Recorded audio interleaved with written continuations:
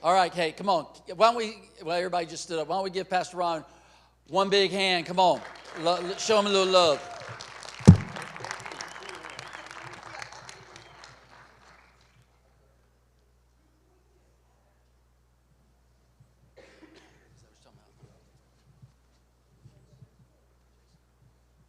Hey, Jason. Jason, you ready? Let me just throw you guys a few images. This is, you know what that is right there? That's the journey of Abram right there. Started in Terah, coming out of Ur of Chaldeans, and then and then you just go with the dots right there. And then chapter 12 is what? That's the promise. Remember that? Then the fall was when he went down to Egypt. He went in the wrong direction, and he made things very difficult for his wife. Then all of a sudden he's on an upward incline. Genesis 13, all the way to Genesis 15. That was really great. Then 16 was what? What was that? What was that? Thank you. That's right. That's where he got down with his wife's handmaiden. I thought that said handyman. That's bad. Then you go up to 17. There's a lot of promises in the covenantal element. 20, and then then he takes off with Isaac and that's the pinnacle right there, because that's the child of promise. That's the one who's carrying the messianic seed, which would be toward Jesus Christ decades later, okay? So that's it. We'll just keep moving. Watch this. All right, so that's Jeff on the right-hand side. That was just 2 years ago. And these are many of the pastors that he grew up with in the world. And Tom Jackson, Scotland, Ukraine, Jeff, Ukraine, and Poland. That's Pastor Taylor, went to Guam, Micronesia. Casey Liu, that's all over China. He planted churches, and Taiwan, and he planted a church in Raleigh-Durham. An amazing guy. That's Darren. Back there, he's a wrestler at UNC. Just keep it moving. He was in Hong Kong and Korea. That's my family right there. All right, so that's the crew. Grandkids. You can see the twin girls up at the front. They are identical, by the way. According to the DNA statistic that we ran, it was the odds of them being identical twins, in fact, was 3.5 trillion. All right, so just letting you know. All right, this right here, you can see my twin girls and my wife and I standing in our small group in New York City. By the way, small groups are so covenantal, so pure, so great. But these 4 people up there, 3 of them are in the front. That's Dr. Schaefer in the left hand. He's a cardiologist, New York City. That's Alyssa. She's runs a corporate for American Express. Then the next 2 are surgeons at Columbia University. And none of my wife and none of them could have children. But what do you see here? This is what happens in the life group. You pray until you get the answer. You pray and you stand on it and believe. And that's all they wanted. They spent so much money as doctors, they wealthy, spent so much money to try to get babies. And all of this came supernaturally. All right, we'll just keep moving. That's on the far left. This was the ad we put up in New York City, a full-page ad for 3 months in a row. We had just started right after 9/11. I went up there with Rice Brooks and others, and we began to rotate going in. And I'm like, man, this is tough. And we have a theater. We have spaces for 300. And we just need to run an advertisement. I've never paid for an advertisement before or since, because I believe that people should just bring people, period. So this is what we did, though. We had this. It's the Miracle on 44th Street, right where the ball drops, it's right there. And that was our theater. And so there was only one person who came, and we spent a lot of money, $17,000 for 3 full-page ads over that season of time. It was desperate. New York was desperate to find lives. So that's why it's part of it. We had a donor pay for the whole thing, but only one person. I was so mad. I was so disappointed. But do you see that woman standing right there beside me? She was the one who showed up, and she became my wife. All right? So I'm just letting y'all know. all things work together for good.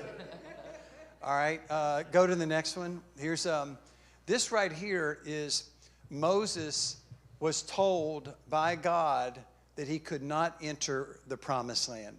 So disappointing, right? But that is Mount Nebo where Moses stood. And I was privileged to take our leader from Pakistan. This man has led hundreds of thousands to Christ. And we have 10,000 house churches in Pakistan. And that day, we sat up there for hours and we prayed for all of our pastors, including Jeff and Anna, or let all of our leaders make it into the promised land, whatever that is, all right? Just letting you know, that's Mount Nebo, please. What else do we have here? My man Jason, is that it? Pardon? Okay, well, it's just, you know, a little slideshow.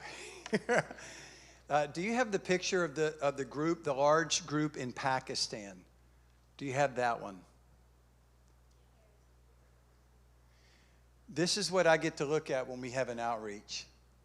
God is moving in Muslim nations, okay? And just letting you know, God is moving in great ways. All right, so we'll move on. All right, here's my last few thoughts here. The theme that we are talking about is settling or following. Are we going to settle or are we going to follow? You ready for the followership? I've never done something where I was prepared for it. I'd never had the money to start a church in New York City or to run an ad for $17,000. By the way, she reminds me all the time that it was a good deal for me. She reminds me. But, you know, everything that we do, we walk by faith and not by sight. This is what we do, and as we follow. And there's a purpose in what God is putting in your heart. It's a purpose. There's things that God is doing. And one of the things that became clear to me after Abraham and Moses, then you get to Joshua. And Joshua, do you know the story of the 12 spies, right? The 12 spies, it was fascinating. They, I'm trying to find their names here, the names of these people. Anybody, let me see here. Hold on one second. Here it is. Anybody heard of Shemua? How about Shaphat? How about Egal? Palti, yeah. How about you? When's the last time you heard of Gadiel or Gadi or Amiel or Sethur or Habi, Labi? No. And here's the last one, Guel. Now look, other than our sister right here, the Bible scholar right there, the lady in the yellow shirt, the yellow sweater, that was good. She knows the spies. What were they like? They all said, we are just grasshoppers. We can't do it. The land is too big. The giants are too great. But there are two names that might be familiar, Joshua and Caleb. And when you go to Israel, I've been 9 times. We've led tours. You're welcome to come to a tour. I think we're going to be going February 26th now that things have settled down. But you think about it, like those names that I read, you don't meet any children with those names. But Joshua and Caleb's are all over the world. All over the world. Why? They had a different spirit. They had a different spirit. They had a different mindset. And those who have been abused, beat up, all that, have to do the tough work to break through. Have to do the tough work.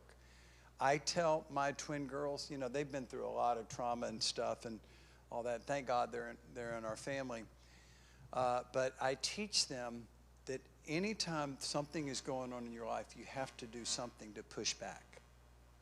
And so it started with mouth sores, those little canker sores in their mouth, and they would hate that. And they wouldn't do anything about it. I said, you've got to do it. So it hurts. Well, what do you want? You want to get rid of this? Or do you want to just live with it? What do you want to do? and they said, okay, we want to get rid of it. So then they learned about gargling with salt. They learned these are little things. And what we must do. Now you think about how many people in America are sedentary. And I have a little habit and routine in my home that just keeps me moving. I've got to keep moving. And so when I walk up, when we designed our home, we said, we're not putting the master downstairs. I have to be walking up and down them many times as possible. And then I start learning. I got to do 2 at a time, and then 3 at a time, and then 4 at a time. And you begin to do little things that are just common sense. I'm friends with one of the guys. Remember the shows, The Biggest Loser? Well, one of my friends actually won the show. His name was Danny. I don't even remember his last name, but Danny, great, really close, tight friend, really. But I brought him into our church. I brought him into other churches. Danny was like in the 500 pounds and all that. And he won. I said, Danny, how did you do this? He said, we were all on the same exercise path. He said, but in the mile or 2 miles that he walked, he said, the secret thing in me is that I would walk 2 steps while they're walking 1 step. And that burned off more, this is burning more calories than this. Come on now. So whatever it is that you're facing, you've got to be moving and fighting against the resistance. Fighting against the resistance, not just for your body, but for your spirit and your mind. Change your mind. So my wife and I, do you have the slide of us with the Al Karma TV? We started a podcast for the world. It's on the Al Karma TV network. And I don't know if we have that or not, but this is the podcast that we started doing.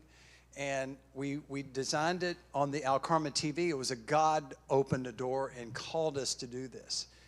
We are the most unknown, unrecognized. We're not known, so that's fine. We live there. But in the world over there, we have access to 47 million people are tuning in.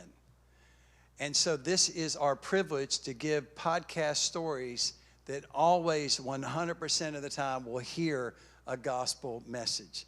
We have MMA award-winning fighters and people and all kinds of scientists and medical doctors and people who are sharing the gospel because we want to give them new thoughts, new ideas, new passages to their next life. The primary next life is being born again and getting to know Jesus. So I'm really about out of time here, but the thing that I want to say now in this mindset is that it's really important that we deal with our thoughts. And I don't have the time to go over this. You've heard all these verses before about your mind, about taking captive the thoughts and all that. But did you know, this is from Dr. Daniel Amen. He is the brain neurologist person who has done more brain scans than anyone in history. He said 80% of all thoughts are negative. So bad that we call them ants, A-N-T-S, automatic negative thoughts. And the only way to deal with your ants is to give yourself PATs, positive affirming thoughts. When you change your mind, what are you thinking? And when you change, and it's called, what are you thinking is the name of the podcast, but the subtitle, Change Your Thoughts, Change Your Life. It really is simple. Change your thoughts, change your life. And I'm going to end on that because I believe that each and every one of you have a significant breakthrough destiny in your life. There was a man from Australia that came and spoke at our church. And he said, I am 10 generations of bricklayers, brick builders, brick masons. He said, I'm 10 generations of brick mason. But I decided when I was making bricks that I could break this. And he became the largest gold dealership in all of Australia. He came to our church and he said, I want to be like Caleb, who said when he was 80 years old, give me this mountain.